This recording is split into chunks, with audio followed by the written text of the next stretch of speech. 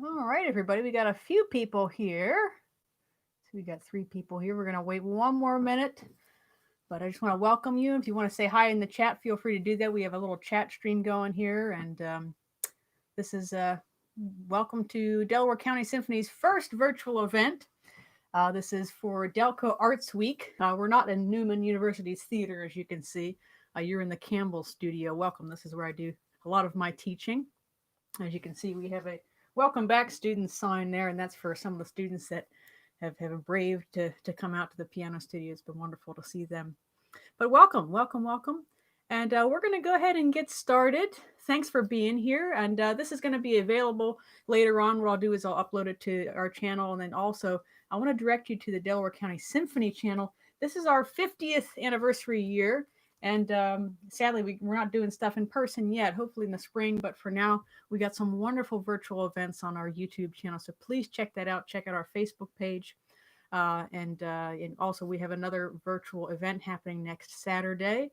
It's the musical instrument petting zoo. So we have some of our wonderful people in the orchestra are going to be playing some music for you and share about how their instrument works and and you'll be able to check that out on our YouTube channel as well. So please be sure to take a look at that stuff. So today we're going to be talking about Gershwin's Rhapsody in Blue, which is certainly one of my favorite pieces.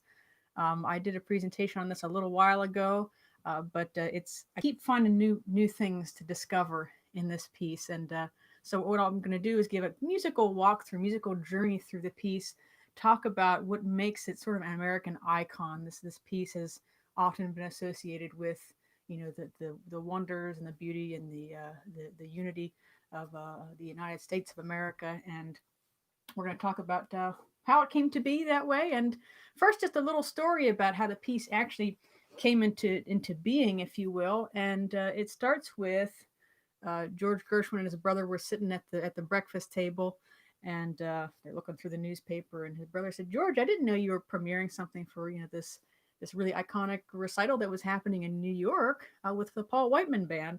And George is saying, "No, I didn't do that." He said, "Well, it says a new premiere, a new world premiere by George Gershwin." So here, this was this big publicity article in a major New York newspaper, and George Gershwin didn't even know about it. What happened is he had a conversation with Paul Whiteman, and Paul Whiteman said, he said, "Well, we'd like you to compose something," and Gershwin never really agreed to it. Oh, give me 1 second here. I want to make sure our chat's working. I got someone on the chat here for us. Okay, good.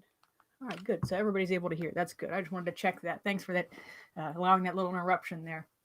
I have to say this is always a new experience every time I do a live stream. It's a learning process, so I appreciate your patience with this. So Paul Whiteman had a conversation with Gershwin, and it wasn't decided he'd write anything. And then here, a surprise, Gershwin is writing Rhapsody in Blue. He didn't have very long. He wrote the piece in less than 3 weeks. Less than 3 weeks. A major, piece of music in the Western classical tradition, less than 3 weeks. To me, that's already right amazing right there. So that's how that came to be. And a little bit about Gershwin's background: he was the son of Jewish immigrants, and he had to drop out of school at age 15 to help support his family. He did a lot of piano playing in places, and he was what's called a song plugger. And a song plugger was, back in the days when we didn't have iPhones and MP3 players and iTunes and all that fun stuff. You couldn't really just, let me grab a recording of this. And so they would have pianos in the music stores that then would have song pluggers there and had these little rooms you could go into, and you'd get a big stack of music and you'd say, all right, I want to hear all this stuff. So Gershwin had an enormous range of musical styles that he was familiar with. So it wasn't just like, oh, he was familiar with jazz or classical. He had a whole wide range of diverse styles that he knew of because he was sight reading all the time for people that came in and wanted to hear music to decide whether they wanted to play that piece or not. So it's kind of it was a place they sold sheet music, and they had people there that would play, and then you'd figure out whether you liked the piece of music or not, and then buy it. That's a little bit of his background. The piece was written in 1924, I believe. And it was orchestrated by Ferdy Gruffet. Now, the version I'm doing for you today, obviously, this room's not big enough for an orchestra. So it's going to be a solo piano version, which is really an exciting challenge, I have to say. All of those instruments of the orchestra have to fit in somehow on 88 keys, but it's a real joy to play this piece. So we're going to go ahead and jump right in. And everybody knows this.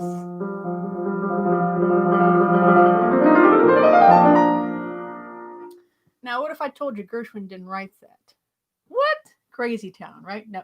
So when orchestra musicians, and those of you that might be orchestra musicians that are listening, know that we have a tendency to kind of fool around and play and have fun, before rehearsal starts. So apparently one of the clarinetists, and the clarinetist name, Ross Gorman, wonderful clarinetist, improvised the first part of this. So he improvised this trill. And what does the trill do? The trill creates anticipation. So if we didn't have that improvised moment by this wonderful clarinetist, it would have just started.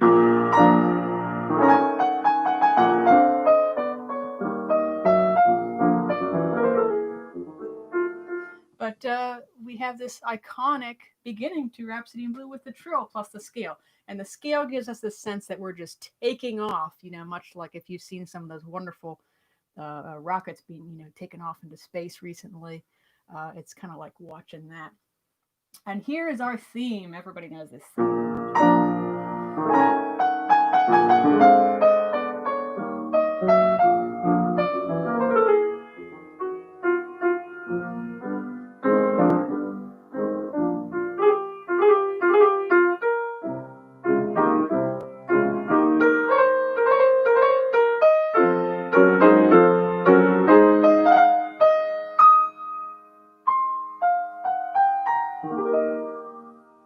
So that's the main theme that we start with. And let's take a look at the melody here. We'll talk about the harmony in a minute, but the melody.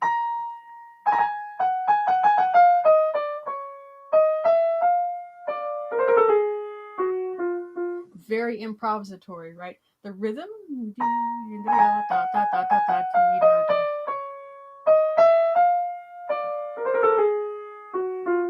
Right, it's very free, and the rhythm has. We have 16th notes, we have 8th notes, we have grace notes, so a lot of different rhythms that are making it feel improvisatory, okay? And then in terms of the chords, we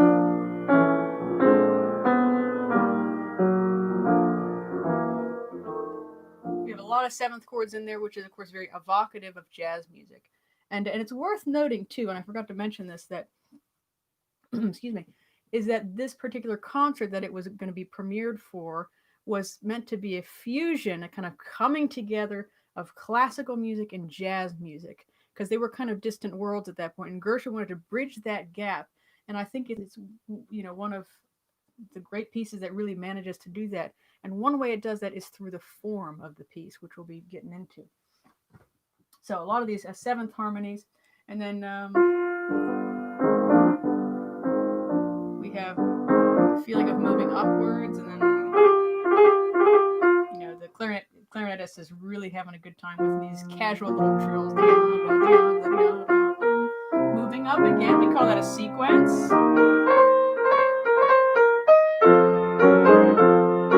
And then we think it's going to go, but no, he actually goes, and he goes up a whole octave, which that's the biggest interval you can really have in terms of Western music. An octave is a traditional scale steps. Okay, so when he goes up a whole octave, that's a big deal, reaching for an ideal, and then it kind of slacks off.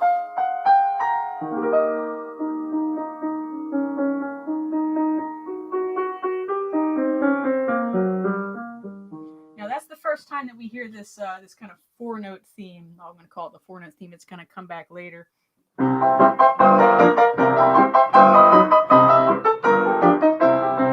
In kind of all its glory, but for now, Gershwin's keeping it hidden in the texture. And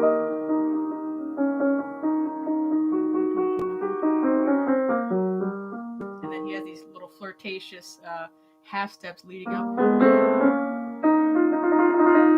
And that always, to me, it's evocative of, let's, maybe you like somebody and you kind of slide a little closer to them. Hey, how's it going? And then we bring back our trill.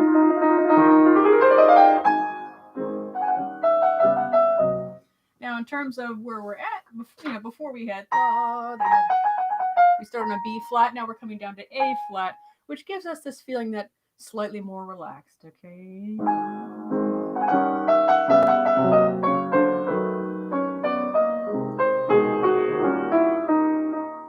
Now, this is when the piano makes its grand entrance. So all the parts that I've been playing for you before were written for the orchestra. Now, this is the piano makes its kind of grand entrance here. Orchestra comes back in.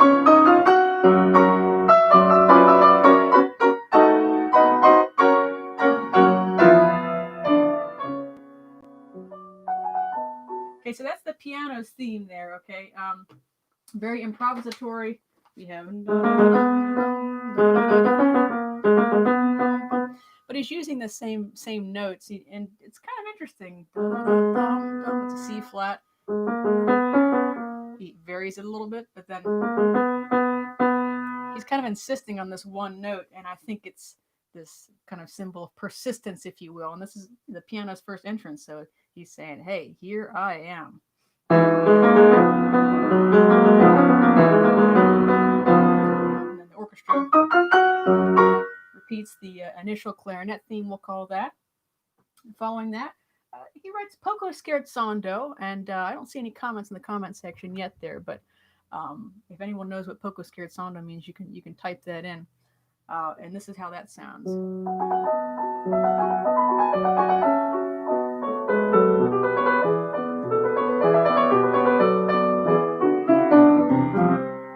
So scherzando means kind of like a joke. It's very playful. So the piano is taking this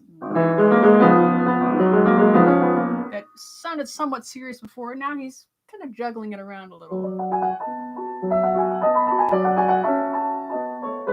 Moving it down.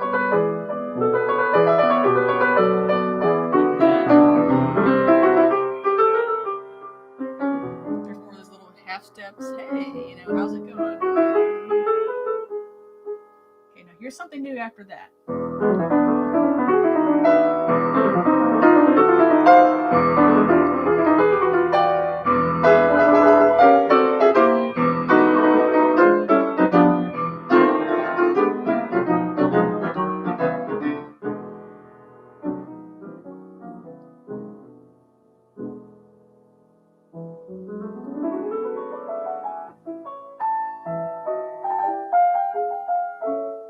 Returns back to our main theme.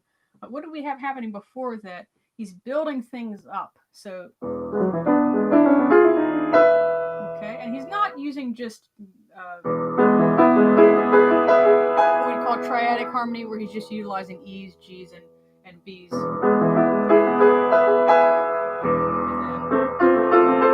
then he's not using just major chords diatonically, in a sense. So he's going... So he's painting it with half steps and chromaticism. Chromaticism is basically half steps, and the word literally means all colors, chromatic, all colors. So he's having this surge upwards, starting on B and G sharp, and C and A. So it's getting higher, reaching higher,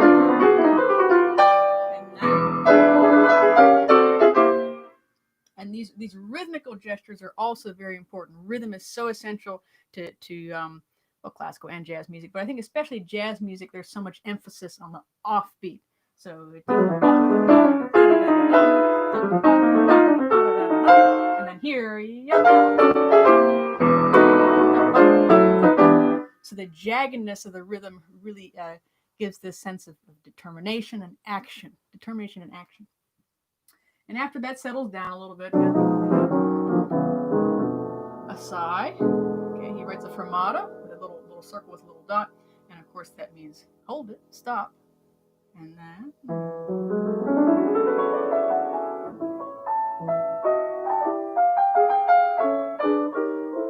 And this is a more kind of angelic version, I think, of the clarinet theme, because it's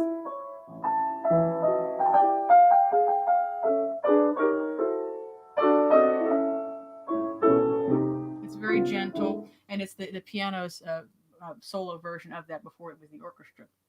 And then we have a little play back and forth. And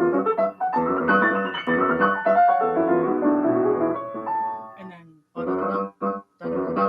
that's the piano's theme, and I believe it's the maybe the bassoons that play that. If you know, just close the screen here. If you know what instrument that is, you can always also comment. But that's a little jab at the piano, because that's what the piano had before, but now it's and it seems a little more inconsequential. Yeah.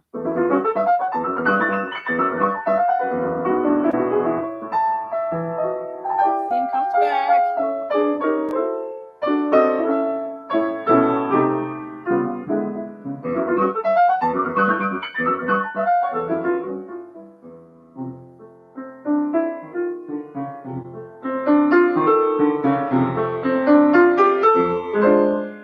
Now I call this like the little skyscraper moment. To me, this is like if you're in New York City, you're looking up at the skyscraper, and then you keep seeing, wow, it just gets taller, and then it's this massive building here. And so it's in a way, it's like you're stepping back and you're just seeing how grand and beautiful something is. And I think that's one reason that's a very effective place there. And of course, he's showing that with the interval going up, and then there's always a little counterpoint or contrast with the chromaticism, which gives it this kind of more casual feeling to it.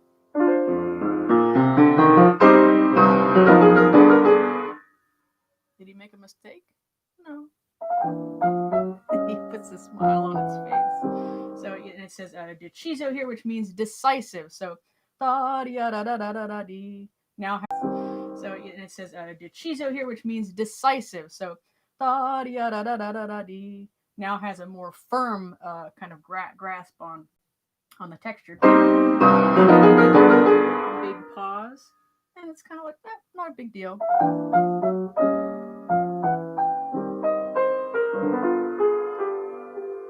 Now he's going to take that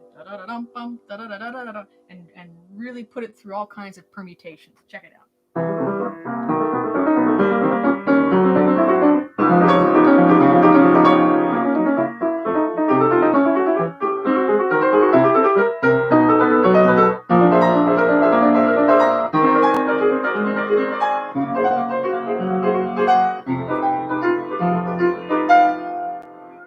Okay, so he's interrupting things. Jake sees as such dramatic contrast, right? Very dramatic. Okay, and I think it's the constant interruptions too that actually give the piece excitement and energy, and it's quite the contrast when you're going. There's constant motion. That's your left hand. And then it keeps moving up. Again, Gershwin's playing with sequences, which is a very common thing in the classical tradition. So he's bringing it forward into the jazz world, if you will, because he's utilizing these seventh chords and harmonies. But it's interrupted by this thing. Now that's pretty wacky. Okay, you got some augmented chords there, and it really comes out of the blue. But then he goes back, keeps going up, and then he has a field day with these. These are triplet 16th notes, and they're sprawled out on the piano.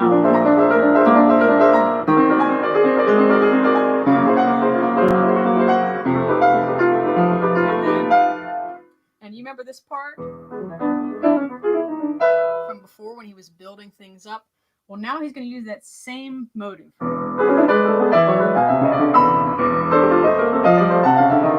Except now the left hand gets a little help too. Left hand's going in contrary motion, which gives us a lot more excitement as well.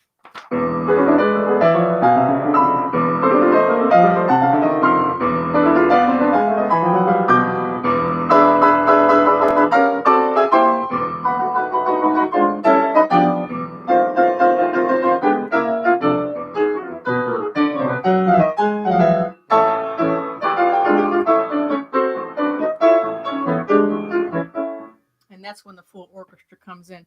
And it's funny because in the version with piano and orchestra, that part is when the piano, it takes a break, And I always, when I'm performing different versions of this, I have to be careful. I don't all of a sudden just go, and then nod, and the conductor goes, "Uh-oh, well, it's the solo piano version." You have to fill in the orchestra. So that's always something.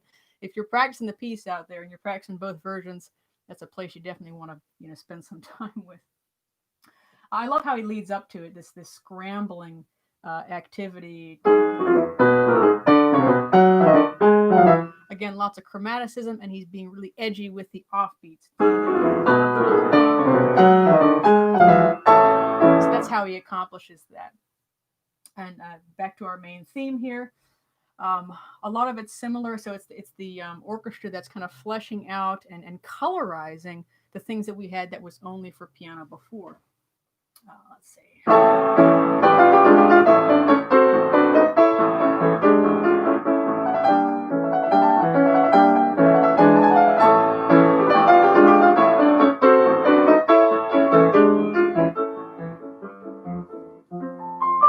That's the skyscraper stuff, remember?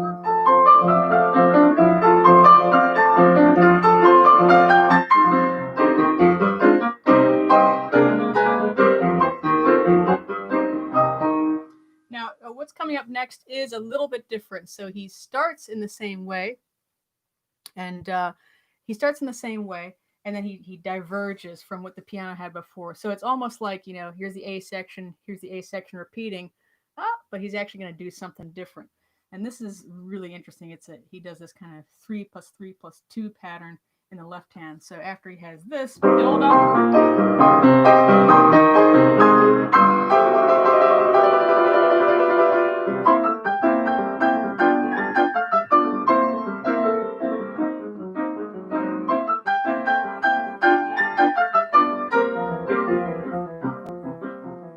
so it's almost like a kind of it's like a rumba or something, or can.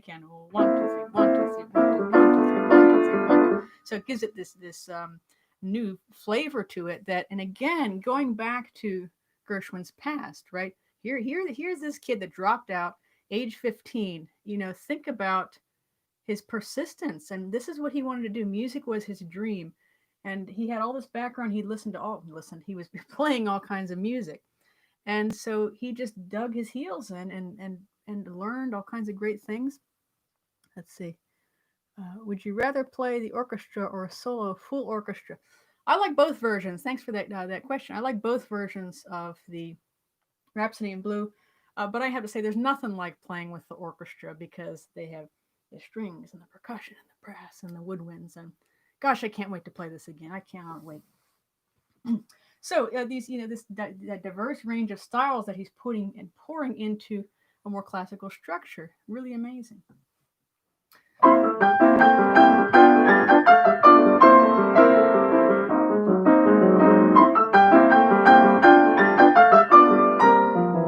And he repeats things, but then he gives us surprises. So C, and then the second time, you're going to use a B flat there. So he puts a little different kind of character on the face of the music.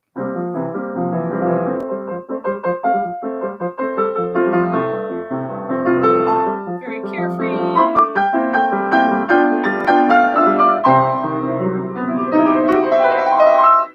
Now that part's really neat, because the piano gets to kind of interject itself into the texture.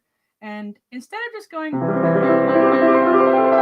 like you might hear in a classical concerto, he adds 1/2 step to each of those arpeggios. And what does it do? It gives it more flavor. It gives it a little more of a, I don't want to say a jab, but there's something different in the texture that makes it more exciting somehow. It's not as predictable. That almost sounds like an exercise that I do. Okay, so after that stuff.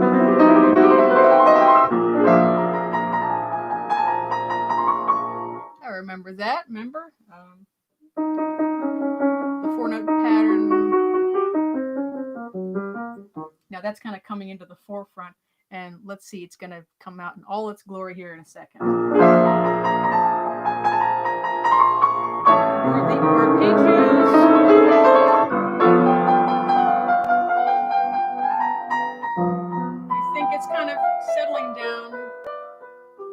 Think again.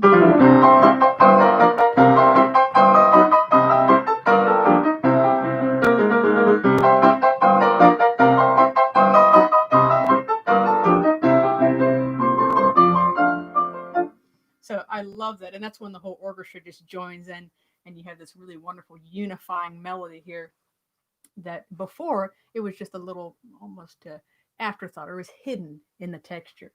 And then the da da da da da da da kind of interjects sometimes because we have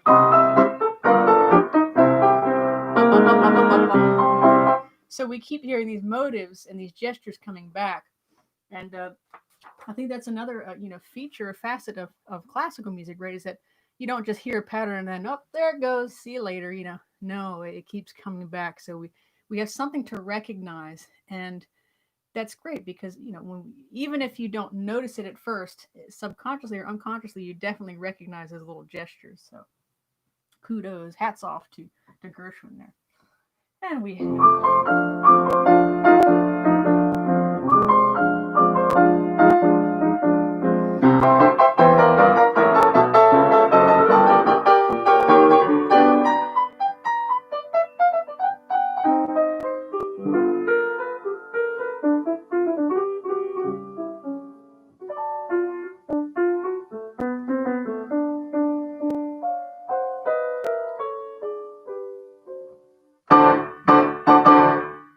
a lot going on that page.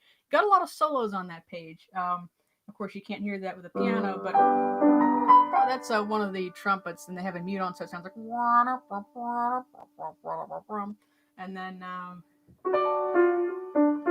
think it goes between different brass instruments, and so they're taking some aspect of the piece and they're making it their own. I think that's another piece or another part of why it's sort of an American piece because the spirit of the individual over all else is really it's so meaningful. So to have these kind of spotlights on certain soloists, I think is another facet of it, makes it a great piece, or an American piece. I hear a Cuban or a Latino influence. I think with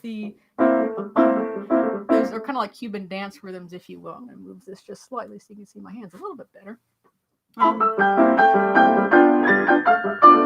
Definitely, and I think again, going back to the different styles of music that he was playing, so he infused that into his own piece. The melting pot of different things, if you will. So after these soloists have their little moment in the spotlight, I like the little trickling down harmonic stuff there, and then it's kind of like wake up call, yep. And then at this point, the piano gets a little solo, and this is taken out of the revised version. I won't play the entire revised version. I won't play the entire piece. I'll play the revised version, which leaves out just some certain parts. They can tend to be kind of repetitive in the solo piano version. But the piano does get this kind of...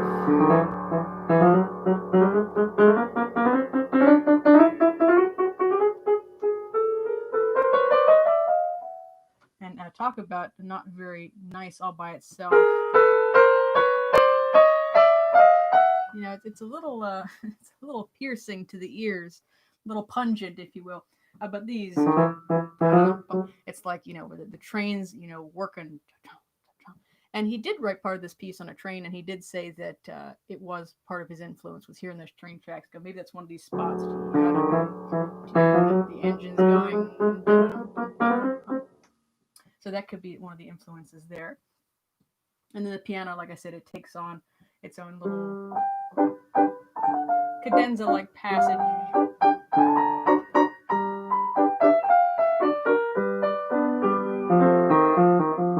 Right, so that's from the beginning. And he plays around with that, and I'm just going to go ahead and start after he does a lot of repetition here, and just jumping ahead to right before the orchestra comes back, and we have... And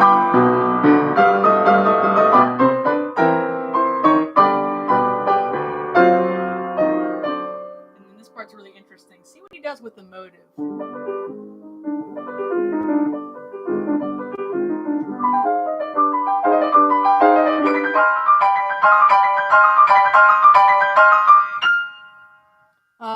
obsessive much, right? I mean,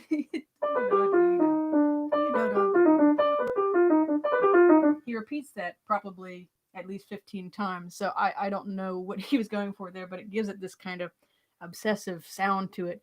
And again, coming from the piano. Love the blending of classical and jazz styles, but definitely has a roaring. It does have a roaring 20s feel, Eugene. Yeah, yeah, you're right. Yeah. And so you get this kind of obsessive, and then it gets louder. And finally, and then all of a sudden, we get all Debussy French music. A little, we got a minor seventh chord. And I always think of the girl with the flaxen hair.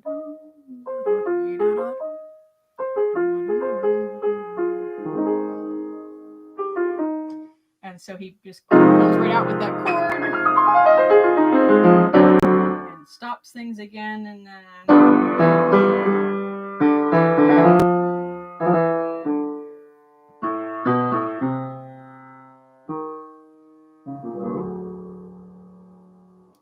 this is one of my favorite moments in the piece, where it's still solo piano and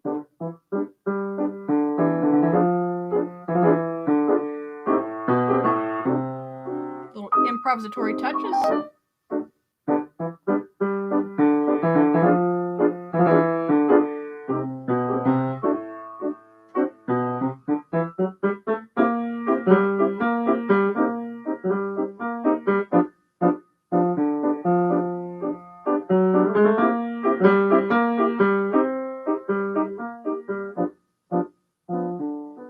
It's a very simplistic texture compared to so much of what we had before, and it's a very welcome change at that point, because it's just simple chords and spotlight on the left hand, although it's really the right hand because he wants the hands to be crossed there. Some people cheat and they do it the other way, but I think you should do it Gershwin's way. So he's taking that, and he's going to build up from that, and sort of similar to what he did with that gesture, he gets a little obsessive about it, and it really just ramps totally out of control.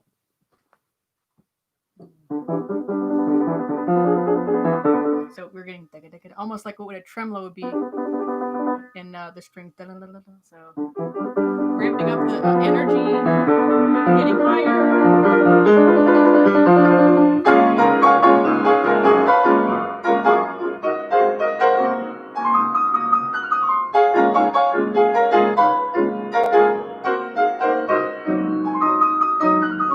Are we sick of the theme yet? No.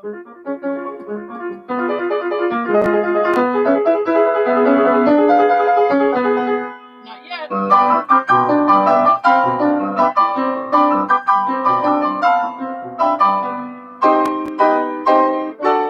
And then there, instead of going, he augments the rhythm, and it gives it this kind of majesty to it.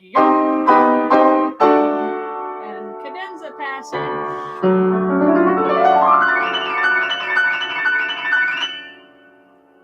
And now we go all out Tchaikovsky concerto. Okay.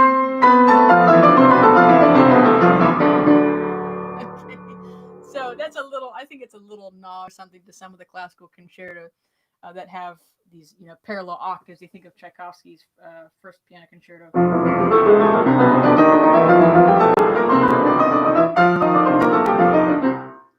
It's just, these classical composers go to town with some of that stuff. So I think that's a little hint at that. And then after that, after he lands on, what is that, a D? Yes. Of course, you're exhausted by that point. And thank goodness we have a little really big change there. Working with chromatic. And then dominant seventh chord. We're not resolving yet. Okay, and then this is the moment that people start to tear up.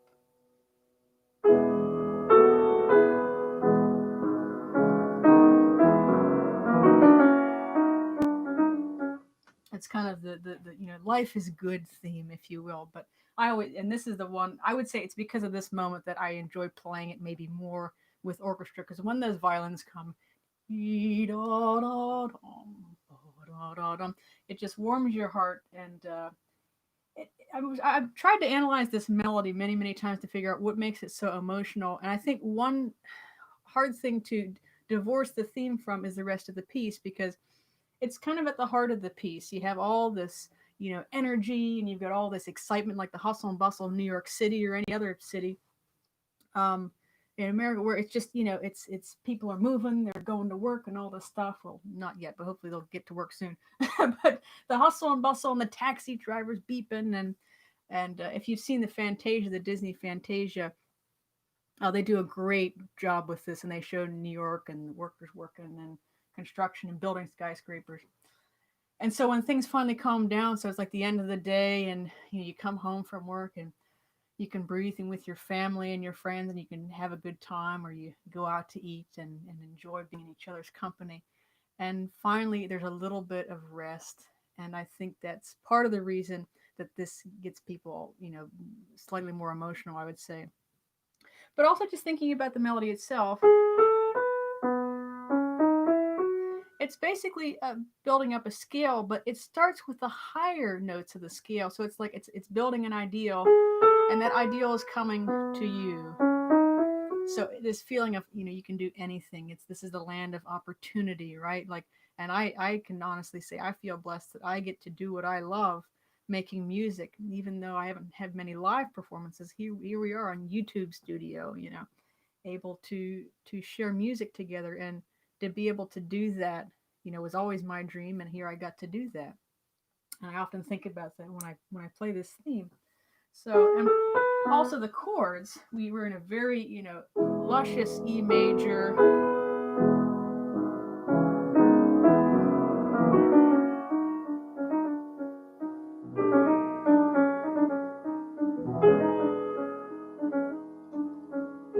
Again, he's taking one of these gestures and really repeating it. And it's kind of content to just hang out where it's at. It's not moving around a whole lot. It's just, well, it's a very beautiful day here in Pennsylvania, where we're at, in Delaware County, and it's gorgeous outside. It's kind of, you just want to sit outside and take in nature and the beauty of the moment. And I think that's what he's going for here. Changes the harmony slightly.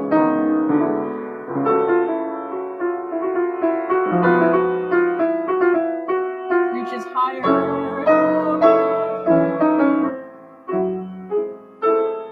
Just the scale, basically, coming down now.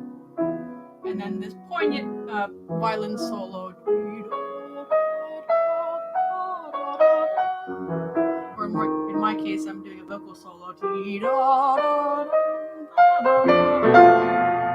And then the orchestra all comes in.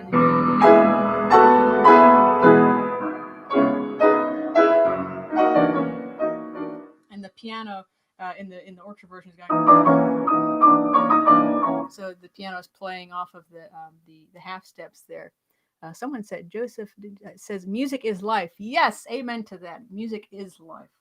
And what life-giving music Gershwin's Rhapsody in Blue is. So I won't play through. It's just basically a repeat with some extra texture in there. I'll save that for I'm going to play through the whole thing soon here. So we'll save that moment there. After that builds up, the piano takes over and does, again, similar to some of the other sections, takes it and plays with it in an improvisatory way.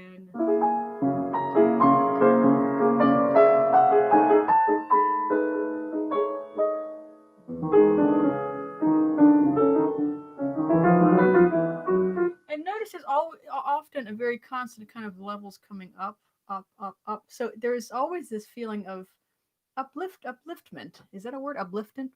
Something like that. I'm going to make it up. And so that also gives it this feeling of freedom, of almost flight, that kind of thing.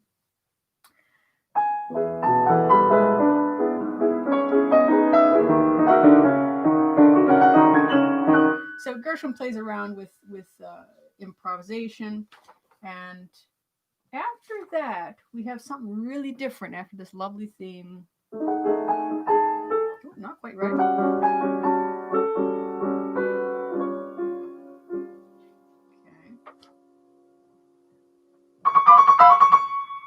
Out of nowhere, a very very few times that the piece pauses. And then here's the train tracks.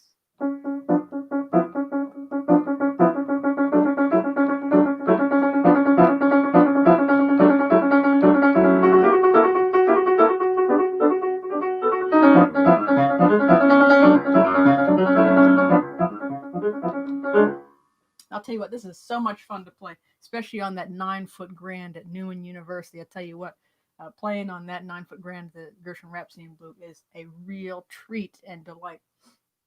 And so he's using these repetitive notes. You have to have a good piano to get that those repeated C sharps there, and he really goes with that, and he adds these octaves that kind of jab in between these repeated C sharps.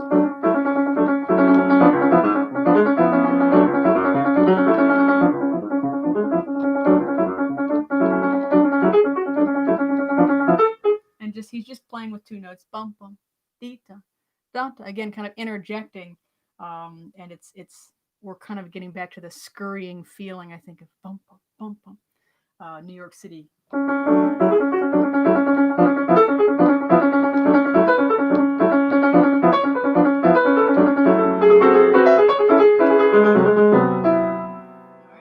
That sneaky piano theme. Now instead of minor, we go to major.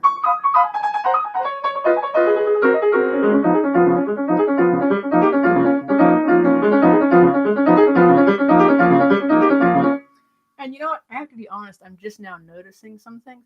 I'm just now noticing how obsessive he gets with certain gestures, and how that seems to be a facet of the piece. Something to think about for my next one. But this is, those just keep going and going until he finally stops. And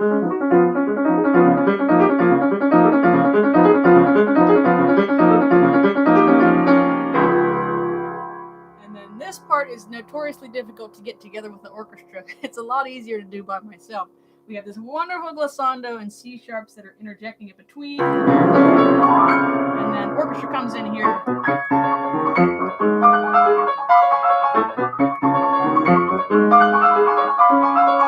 So, and this is, I think, the brass going. Bum, bum, bum, bum, bum, bum, bum. We recognize it, right? Where does that come from? I mean, that's brilliant. So he's taking something that was beautiful and lush. Now he's making it totally different style.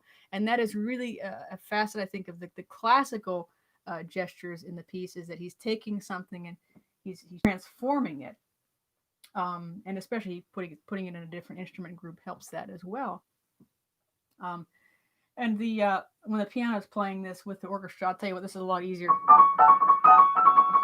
than trying to go doing these big cross jumps and things in the right hand. This is probably the most challenging section of the piece, but boy, is it a lot of fun to play. So he builds that up, and then we have a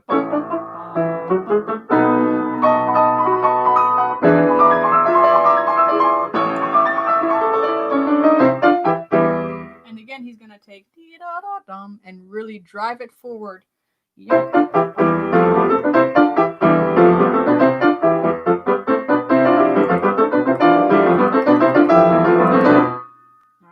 What do you think's going to happen there? He just stops again, really dramatic with these pauses. And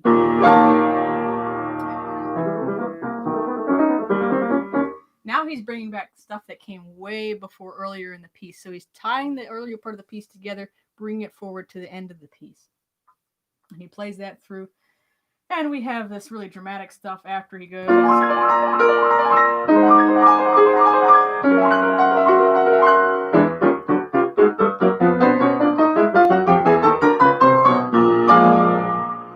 Dramatic pause. So he's using contrary motion to make it feel like it's driving forward, and then we have the, and I love that because it's an upbeat. It's a dominant, right? B flat is the dominant, or the 5th note of an E flat major scale. So we have the feeling of going somewhere, right? An upbeat, or if you want to impress your music theory teacher, an anacrusis.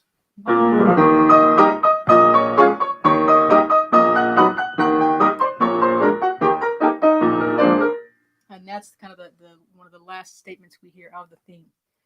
So I think that's just amazing that remember the first page that,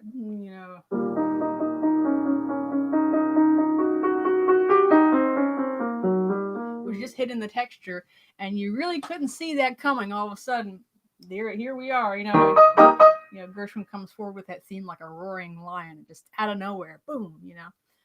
And so I'll play the whole piece for you in a minute here, but I really do believe that this was, again, it still amazes me that Gershwin wrote this in less than 3 weeks, and he wasn't that old. He was in his 20s, I believe, when he wrote it. And here he came from, he's a classic rags to riches story, right? His Jewish immigrants, they came from I believe St. Petersburg, and they were searching for the American dream. And here is Gershwin, dropping out at 15, and now he's a household name to many people. And another interesting fact about Gershwin, he traveled to visit and study with Nadia Boulanger, who is a very French famous pedagogue or piano teacher. And he played for her, and she said, "I can't teach you." And he's like, "What the heck? Like, I thought I was decent, And she said, "No, I'm going to mess up your style." She was afraid that her teaching him would influence him too much, and she thought that he had a really wonderful jazz classical fusion that was going on. And so I think that's really amazing. I'm going to take a little glance at the comments here. Would you say that this is the most iconic American piece? Wow. Well, I think it's one of the most. We have to think about two things like Copland's Appalachian Spring. That's, I think, a kind of maybe more rural American piece or something, right? That's more, you think about great fields and just stretches of land as far as the eye can see. This one has elements of that, right? Open skies, and good air to breathe. So I think that it's one of the most iconic. Good question. So I'm going to go ahead and play this through, and I hope it gave you some perspective on. I know I keep learning new things. I especially learn things when I'm sharing things with all of you, but hope it gives you some perspective on how the piece is kind of put together. So here we go. Gershwin's Rhapsody in Blue.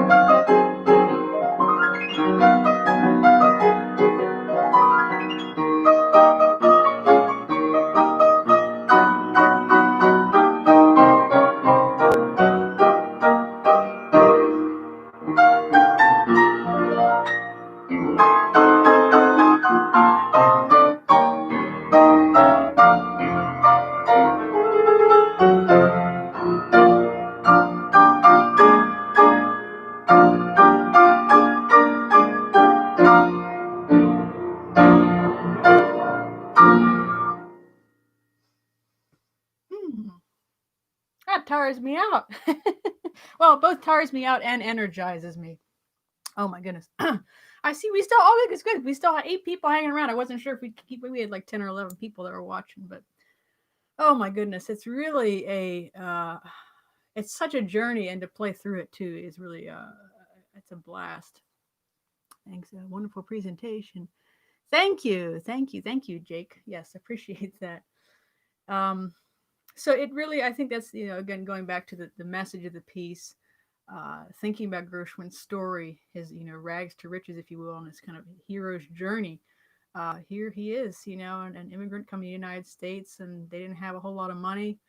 And Gershwin dropping out of school, and he decided he wanted to go into music. He pursued his dream, and here we are many years later, still playing his music. And what a gift that is, to our nation and our world.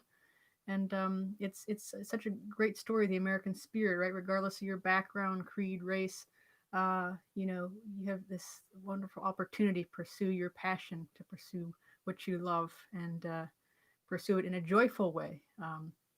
And I'm very joyful to be here with all of you today.